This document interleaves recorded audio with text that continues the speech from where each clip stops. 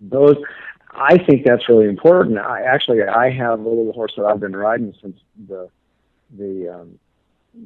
horse that I used got killed, and she's a horse, a little Mustang horse that I've had ever since she was born. She was actually born in a Canyon City prison, and I took her out to help our neighbors round up some cattle, and she just fought the bit the whole day.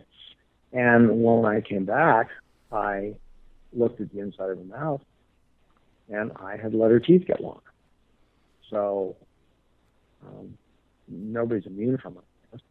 But then what I do, what I have done, tending to get her teeth fixed, is I just ride her in a rope hackamore, which she does just fine on.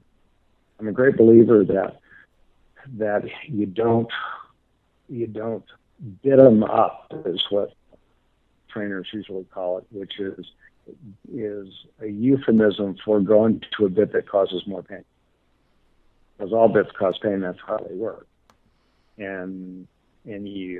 So if you use a bit that causes more pain, then that's supposed to help the horse to act better. Well, all that stuff, from my perspective, is a substitute for horsemanship.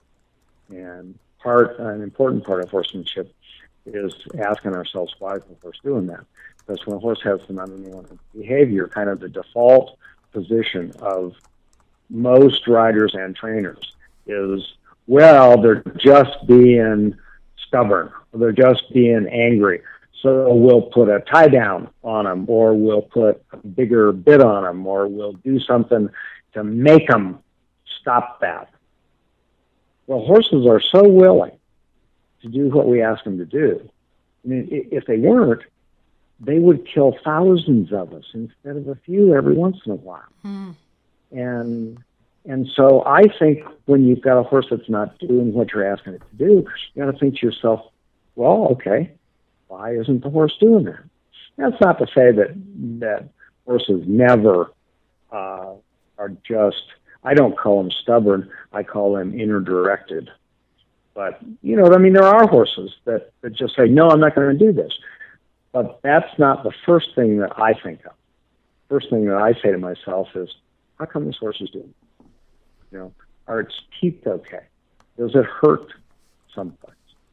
And then once you go through all that, then it's fine to make those behaviors not work for them by creating discomfort. But we ought to ask ourselves whether there's something else that's causing it first.